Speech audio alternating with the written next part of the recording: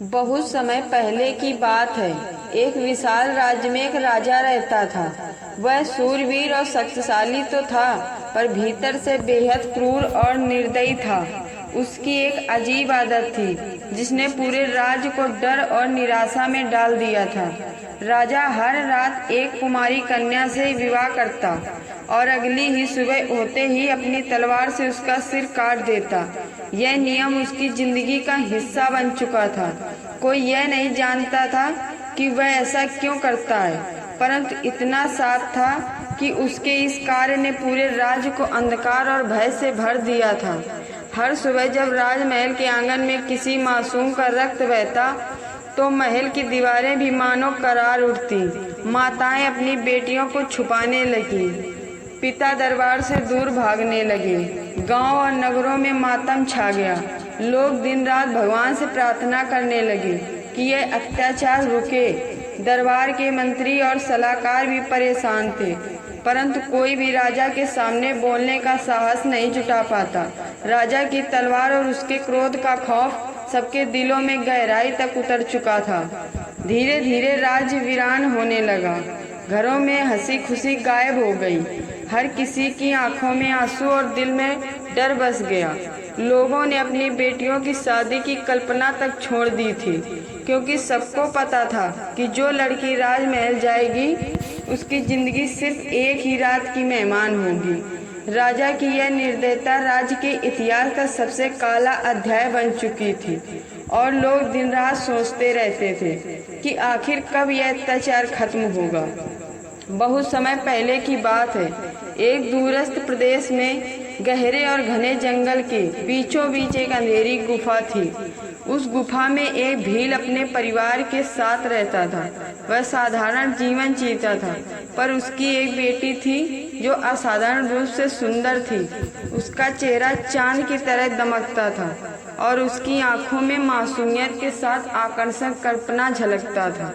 उसकी सुंदरता ऐसी थी कि मानो स्वयं प्रकृति ने अपने हाथों से उसे गढ़ा हो। जंगल के फूल भी उसकी मुस्कान से मात खाते और चांदनी भी उसके चेहरे की चमक के सामने फीकी लगती थी। भील अपनी बेटी को बहुत मानता था, परंतु उसकी सुंदरता का यह वरदान उसके लिए एक भारी चिंता भी बन गया था। उसे भय था कि कहीं कोई बाहरी व्यक्ति उसकी बेटी को देख न ले और उस पर बुरी नजर न डाल दे। कहते कि जब ईश्वर किसी को विशेष सौंदर्य का वरदान देते हैं तो उसके साथ साथ कई परीक्षाएं भी भेजते हैं। यही हाल उस भील और उसकी बेटी का था। जंगल की नीरवता में उसकी सुंदरता की चर्चा धीरे धीरे आसपास के गांव और नगरों तक पहुंच गई। लोग कहते हैं उस भील की बेटी कोई साधारण कन्या नहीं बल्कि अप्सरा है। समय बीतता गया और बेटी की सुंदरता दूर दूर तक प्रसिद्ध होती गई। कोई इसे वरदान मानता तो कोई इसे अभिशाप, पर उस भील के लिए यह उसकी सबसे बड़ी चिंता बन गई थी। एक दिन भील को किसी काम से राजा के दरबार जाना पड़ा। सुहानी ने भी पिता के साथ जाने की जिद कर दी। पहले तो भील ने मना किया, क्योंकि उसे राजधानी के माहौल और राजा की क्रूरता का अंदेशा था, लेकिन बेटी के मासूम अनुरोध के आगे वह झुक गया। ठीक है बेटी, मगर जो कुछ देखोगी उससे घबराना मत। सुहानी मुस्कुराई और पिता का हाथ पकड़कर निकल पड़ी। जैसे ही दोनों राजधानी पहुंचे, सुहानी का दिल सहम गया। वहां ना तो उत्साह था, ना ही कोई चहल पहल। गलियों में सन्नाटा पसरा था। लोग धीमे स्वर में बातें कर रहे थे और उनके चेहरों पर अब की गहरी छाप थी। सुहानी ने आश्चर्य से पूछा, पिताजी, यहाँ लोग इतने दुखी क्यों हैं? क्या इस नगर में खुशियाँ नहीं रहती? भील ने भारी स्वर में कहा, बेटी, यह राज्य अपने निर्दयी राजा की वजह से शोक में डूबा है। वह हर रात एक कुंवारी कन्या से विवाह करता है और सुबह होते ही उसे तलवार से मार डालता है। सुहानी के पैरों तले जमीन खिसक गई। दरबार का यह भयावह दृश्य। भील अपनी बेटी के साथ दरबार पहुंचा। वहां का दृश्य इतना भयानक था कि सुहानी की सांसें थम गईं। राजमहल के आंगन में बड़ी भीड़ लग गई थी। बीच में एक मासूम कन्या का शव पड़ा था। उसकी गर्दन से रक्त बहकर पत्थरों को लाल कर रहा था। बगल में रखी राजा की तलवार अब भी खून से टपक रही थी। लोग रो रहे थे। माताएं अपनी बेटियों को सीने से लगाए कांप रही थी। चारों ओर शोक का सागर फैला हुआ था। सुहानी ने कांपते स्वर में पिता का हाथ कसकर पकड़ लिया। उसकी आंखों में आंसू छलक पड़े।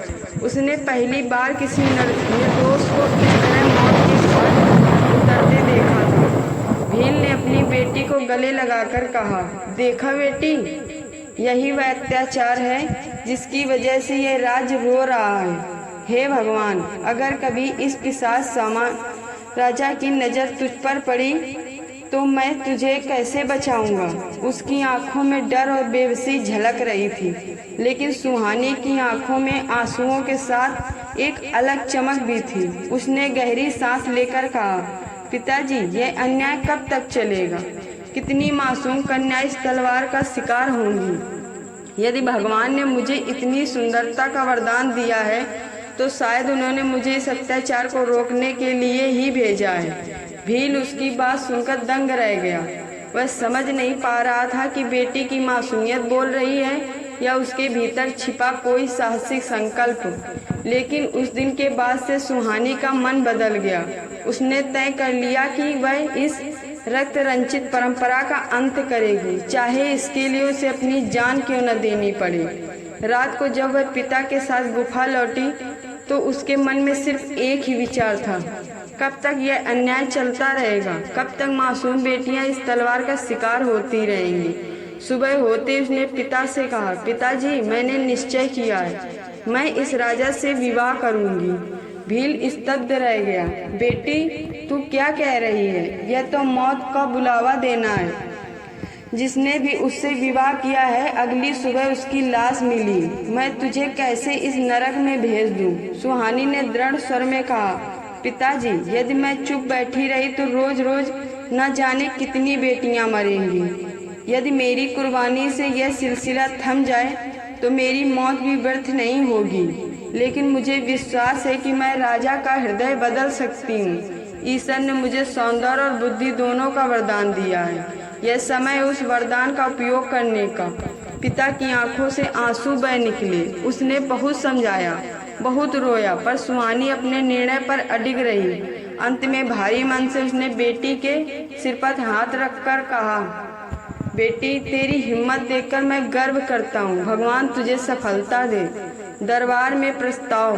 कुछ दिनों बाद जब राजा ने मंत्री से अगली दुल्हन ढूंढने को कहा, तब दरबार में अचानक सुहानी पहुंच गई। सभी लोग दंग रह गए कि कोई कन्या स्वयं इस मौत को चुनने आई है। सुहानी ने निर्भीक स्वर में कहा, महाराज, यदि आप अनुमति दें तो मैं आपकी दुल्हन बनना चाहती हूँ। राजा ने पहली बार किसी कन्या को इस तरह निडर होकर सामने आते देखा। उसने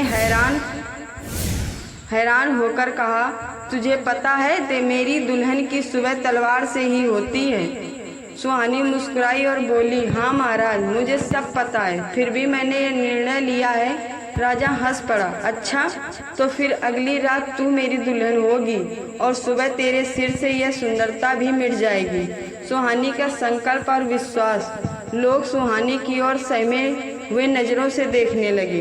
कुछ उसकी बहादुरी पर चकित थे, कुछ उसकी नादानी पर दुखी, लेकिन सुहानी के चेहरे पर भय का कोई चिन्ह नहीं था।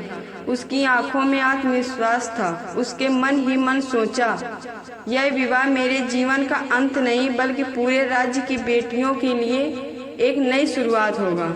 मैं इस राजा को दिखाऊंगी कि औरत केवल धोखे का प्रतीक नहीं बल्कि त्याग, प्रेम और साहस की मूर्ति थी। राजा और सुहानी का विवाह तय हो गया। दरबार में हलचल मच गई और उसी रात से शुरू होने वाली थी वह दास्तान जो आगे चलकर 1000 रातों तक कहानियों के रूप में गूंजेंगी। राजधानी में उस दिन चहल पहल थी। महल के फूलों से सजाया गया था। दीपक की रोशनी और चांदनी मिलकर जैसे राज्य को एक नए उत्साह में डुबो रही थी।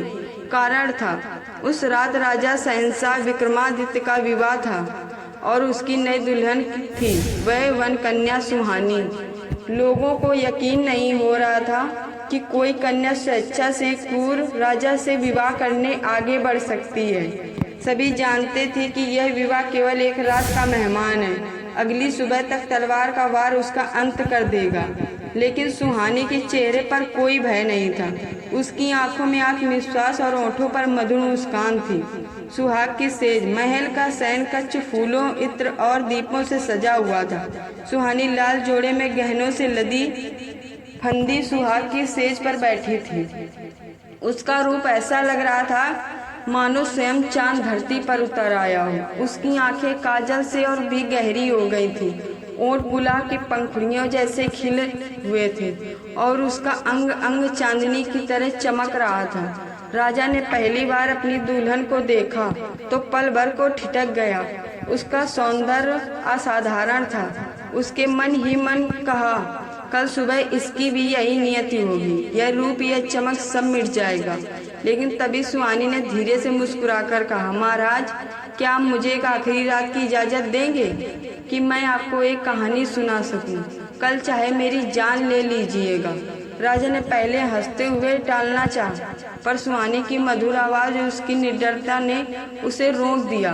ठीक है, सुनाओ, मगर याद रखना सुबह तलवार अपनी जगह पाना ही चाहिए। सुहानी ने एक रोचक कथा शुरू की। उसने एक बहादुर योद्धा की दास्तान सुनाई जो अपनी प्रजा के लिए बलिदान देता है। राजा पूरी तन्मयता से सुनता रहा। जैसे ही कहानी सबसे रोचक मोड़ पर पहुंची, सुहानी ने कहना बंद कर दिया। राजा अधीर होकर बोला, आगे क्या हुआ? सुहानी ने मुस्कुराकर उत्तर दिया, महाराज, रात बीत चुकी है। यदि आप चाहें तो कल रात बाकी कहानी सुनाऊंगी। राजा को पहली बार अपनी आदत से हटकर निर्णय लेना पड़ा। उसने सोचा, ठीक है, इसे एक रात और छोड़ देता हूँ। कहानी अधूरी है, जानना चाहता हूँ आगे क्या हुआ। अगली रात सुहानी ने वही कहानी आगे बढ़ाई और साथ ही एक नई कहानी शुरू कर दी, अधूरा छोड़ देती। रात दर रात सुहानी की कहानियों ने त्याग, प्रेम, बलिदान और इंसानियत की मिसालें थीं। धीरे धीरे उन कहानियों ने राजा के हृदय को पिघलना शुरू कर दिया। राजा ने सोचना शुरू किया, क्या सचमुच सभी स्त्रियां धोखेबाज होती हैं या मेरा क्रोध और घृणा ही मुझे अंधा बनाए हुए है? सुहानी की कहानियां उसे अपने अतीत से बाहर खींचने लगी। वह समझने लगा कि जिस धोखे ने उसका दिल तोड़ा था, उसी पीड़ा को उसने सैकड़ों निर्दोष कन्याओं पर लाद दिया। राजा शुरू से ऐसा नहीं था। सुना है ना, इंसान का दिल अगर एक बार टूट जाए तो वो या तो फिर नरम हो जाता है या फिर पत्थर का बन जाता है। राजा विक्रमादित्य के साथ भी कुछ ऐसा ही हुआ। राजा बड़ा ही न्यायप्रिय और नेक दिल था। प्रजा उसे भगवान जैसा मानती थी। कभी किसी का हक नहीं मारा, कभी किसी गरीब की पुकार अनसुनी नहीं की। सब कहते थे, हमारा राजा सोने का दिल रखता है। युवावस्था में उसने एक बड़ी सुंदर और संस्कारी लड़की से शादी की। राजा उसे इतना चाहता था कि दुनिया की हर दौलत उसके आगे छोटी लगती थी। दोनों की जोड़ी देखने वालों को आदर्श लगती थी। महल में जैसे हमेशा बाहर ही रहती थी। लेकिन किस्मत का खेल भी बड़ा अजीब होता है। एक दिन राजा अचानक अपनी रानी के कमरे में चला गया। वो उसे एक कीमती रत्न देना चाहता था। सोच रहा था कि रानी खुश हो जाएगी, पर जैसे ही कमरे का दरवाजा खोला, राजा की आंखें फटी की फटी रह गईं। वह उसकी रानी अकेली नहीं थी। वो महल का एक सेवक के साथ उसी शैया पर बैठी थी। दोनों के चेहरे पर हंसी थी। वो दोनों आंखें हुई आंखों में इश्क लड़ा रहे थे। राजा के पैरों तले जमीन खिसक गई। जिस औरत को उसने दिल से पूजा, जिस पर जान लुटाई, वह उसकी पीठ पीछे ऐसा कर रही थी। उस पर राजा का दिल जैसे कांच की तरह टूट गया। गुस्से से उसका खून खौलने लगा। राजा की आंखों में सिर्फ एक ही बात थी, धोखा। उस दिन से राजा का सारा भरोसा खत्म हो गया। उसने खुद से कहा, अगर मेरी अपनी रानी वफादार नहीं रह सकी तो फिर कोई औरत इस दुनिया में सच्ची नहीं हो सकती। प्रेम ये तो बस छलावा है, विश्वास ये सब बस धोखा है। राजा का दिल नरम मोम से कठोर पत्थर बन गया। अगली सुबह उसने दरबार में सबके सामने ऐलान किया, अब मैं किसी औरत पर भरोसा नहीं करूंगा। आज से मैं हर रात एक नई लड़की से शादी करूंगा और अगली सुबह उसकी गर्दन तलवार से उड़ा दूंगा। पूरा दरबार स्तब्ध रह गया। मंत्रियों ने, पंडितों ने, सबने समझाने की कोशिश की, महाराज एक के गुनाह की सजा पूरी औरत जात को क्यों? लेकिन राजा ने किसी की नहीं सुनी। उसने कानों में जैसे पर्दे पड़ गए हों। पूरे महल में खौफ का महल हो गया। उस दिन से महल में अजीब सा माहौल हो गया। हर रात शहनाइयाँ बजती, सजावट होती, एक नई दुल्हन आती, लेकिन सुबह होते ही महल के आंगन से चीखें सुनाई देती और तलवार के पीछे एक नई लाश पड़ी होती। राजधानी की गलियां मातम से भर गईं। घर घर में रोना धोना शुरू हो गया। माताएं अपनी बेटियों को छुपाने लगी। बाप बेटियों को देखकर रो पड़ते। लोग कहते, हमारा वही राजा जो पहले देवता जैसा था अब मौत का सौदागर बन गया।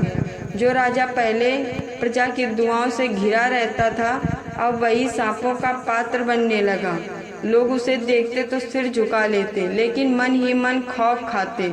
महल जहाँ पहले उत्साह मनते थे अब खून और आहों से भर गया। हर सुबह महल से एक नई दुल्हन का शव निकलता और शहर में मातम छा जाता।